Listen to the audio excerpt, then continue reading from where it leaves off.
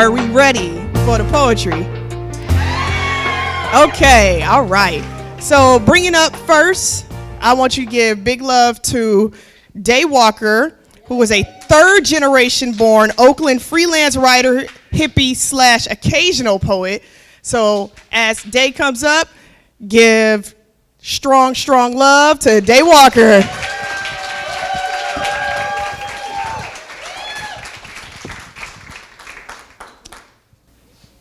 All right, I got one short piece. You might call it a poem. Can everybody hear me? Yeah. All right. And I want to give a little intro to the piece. It has to do with many years ago being here in Oakland. I worked at some of the motorcycle dealerships. East Oakland, West Oakland, late 80s. Late 80s was a rough time in some of these areas. We had a customer named Pat. We called her Shadow Lady. She had a Honda Shadow. She was a boisterous woman of size who had so much light when she walked into the room. She wasn't a woman with a lot of means, but she took care of that bike. And she would come in sometimes just to chit-chat. She was a substitute teacher in the local elementary school. Kids loved her. And she disappeared 8 or 9 months. And when she showed back up at the shop, she was a shell of who she was. She had lost almost 100 pounds. And she wanted me to go look at her motorcycle at her house, see what I'd give her for it.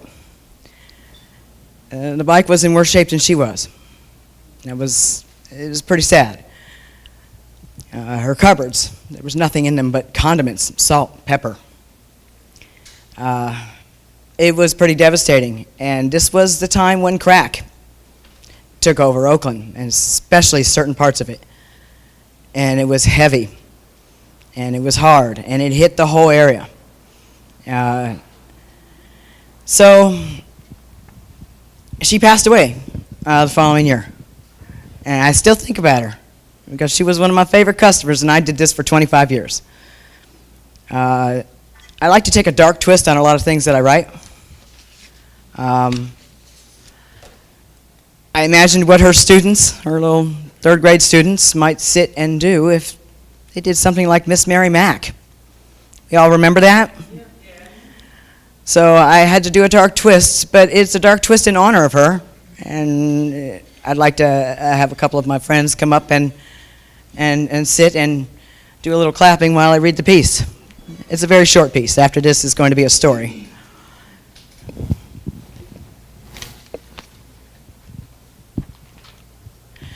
Miss Mary Mack, Mack, Mack bought her some crack. She tried it once, twice. She rolled the dice. She asked her dealer for 3 more sacks. He sold her more. It made her poor. She got so high. She touched the sky, but now she's gone. The other day at church we prayed. Her son asked why. It made me cry. We dressed in black for Miss Mary Mack. She won't be back. God damn that crack.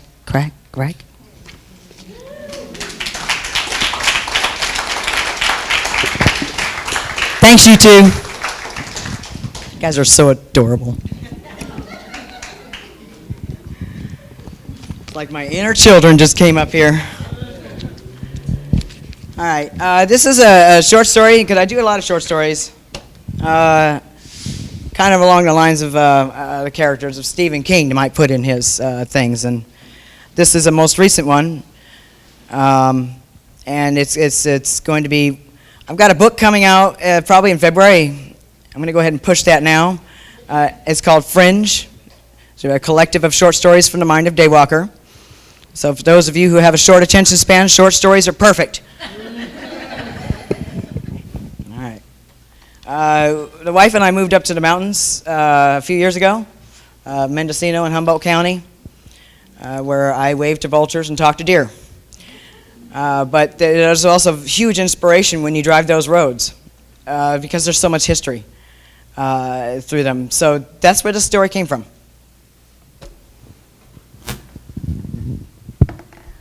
They say there's something spiritual about the roads less traveled, a camaraderie between nature and the human soul. That is what drew me to Echo Mountain over 30 years ago. There was a handful of long roads that were drawn through the area created over a century ago for the Pony Express. Some of those roads still seem to hold the whispers of history within the soil.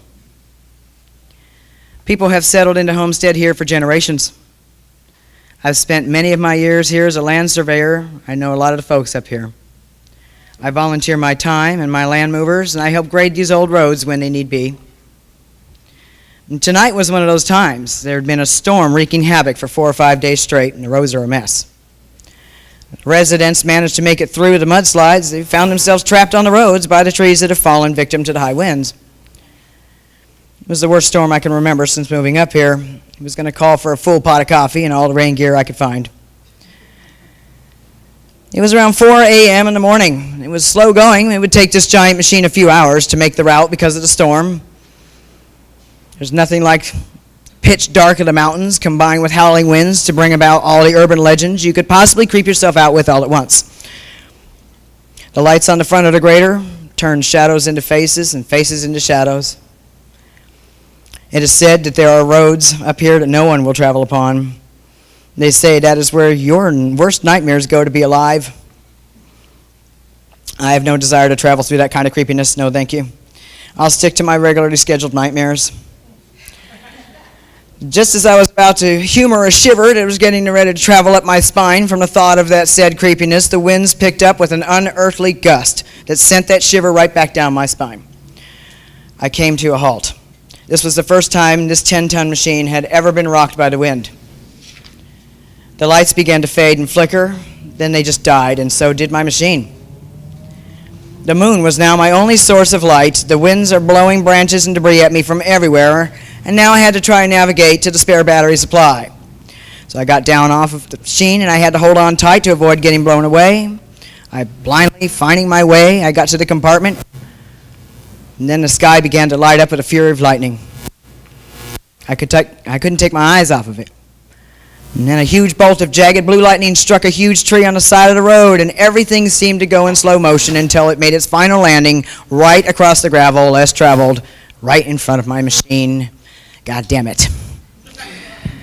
So I don't know how long I was hanging on for dear life, or how long it had been since I had last blinked, but all of a sudden I realized the wind had all but disappeared. Well, that was weird, I thought. Well, I loosened my grip from the machine and I walked towards the giant tree. I glanced over to the right and I saw the hole up on the hill where the roots used to live. The moonlight must have been playing with tricks with me because I swore I could see an arm coming up from the middle of that hole. It was then that I remembered I had a flashlight in my jacket. Apparently that slipped my mind in the windy panic. I pointed it in the direction of the hole and it was an arm. But it wasn't a real arm. I had to go, so I climbed up the muddy incline. I had a closer look. There was something else sticking out of the ground, too. It was a statue of a child with the arm broken off. Ah, the missing link. Who would bury a statue underneath the tree? Maybe the tree grew around the statue. It's kind of hard to imagine. It's over 3 feet tall, and I couldn't just leave it there, though. So, half an hour later, I'm huffing and puffing my way back down with this heavy treasure. I set it down by the fallen tree, and suddenly, my machine's lights flashed, and the whole thing popped back on. And it started up all by itself. That was creepy. But I think I was too grateful to have given it a second thought, so I pulled myself back up with my new treasure into the machine. So sunrise worked its way to the noon hour. I was exhausted. The storm had lifted. I was able to move the giant tree out of the road, clear the remainder of the route, got home, placed my new treasure with its broken arm on my porch, and went straight to bed. But I had the strangest dream about dancing through the forest with children that I recognized but I didn't know. They would jump off the highest rocks they could find, arms spread wide, hit the ground, and break into pieces. At the bottom were all of their friends, picking them up and putting them back together. They would do this over and over and over again. and I was captivated by the echoes of their laughter. The next morning, that dream surrounded my thoughts as I sipped on my coffee, and then I remembered my broken treasure on the porch, so I got dressed and went out to repair my new friend. I had a nice place in mind for it in my garden. I squeaked open the porch screen, and my heart nearly came through my chest. The arm was back on the statue. I just stood there and I stared at it. Well, this is impossible. So I quickly looked around to see if any of my neighbors had wandered over to visit. I said, "Hello?" Nothing. I said it louder, "Hello, is anybody there?" Nothing. My closest neighbor was at least a mile away. I looked back at the statue. Finally, I talked myself into walking towards it. I inspected the arm, and I could not see a crack where it had broken off. I decided not to give it any more boogeyman ideas. No more creepiness. I just picked up the statue, and I hurriedly placed it in the middle of my garden as I didn't give it another thought. Until the day that I noticed the statue was gone. I went over to visit with a friend, and I was telling him about the oddity of what I had found, subsequently lost, and that someone had to have taken it. It made me a bit uneasy to think that someone was possibly lurking around my place. And then he told me about a school that used to be on my property many years before, way before I owned it. He said that they closed it down after a group of children went missing during a storm while they were on a hike. They never found the children. But to this day, some of the relatives still visit the memorial. It was on the outer edge of my property. What? How did I not know about this? I got about 800 acres, but of course, I had not explored every acre of it. So I asked him if he would bring me to it. He reluctantly agreed. So we took off in the utility vehicle the next morning. We reached a small pathway, and he stopped, and he motioned towards the forest. He said, "This is it. You go. I'm staying here." I got out, and I walked through the trees along the path, and about a minute later, I could see a clearing, and what I saw next stopped me dead in my tracks. It was my statue, standing in the garden along with 5 other statues. All of them were children. Each one had a whimsical smile upon their playful face. And they looked as though they were in heaven. And then I heard them, and their haunting laughter began to surround me, same as from my dream. And my eyes looked up, and there they were. They were all holding hands, standing atop a giant rock above a creek. Then they all jumped, arms spread wide, into the creek. What they didn't know was that creek was shallow and 200 feet down. I never saw them hit the water. The image faded away, and I stood there stunned for what must have been a while because my neighbor began to holler for me through the trees. I knew what I just saw, and I knew it had to be done. Later that day, we brought a search team up to where that giant tree had fallen on the night of the storm, the night that I had found that broken treasure. And sure enough, just below the road where that giant tree fell were the cliffs of giant rocks, 200 feet down to a dry creek bed. They found 6 bodies and recovered all of them. And they were all identified as the school children who went missing many years before. I still hear them sometimes during a stormy night, laughing in the rain, dancing in my gardens. I have since donated the acreage surrounding the memorial to their families so that they may always fill the forests with the echoes of their laughter.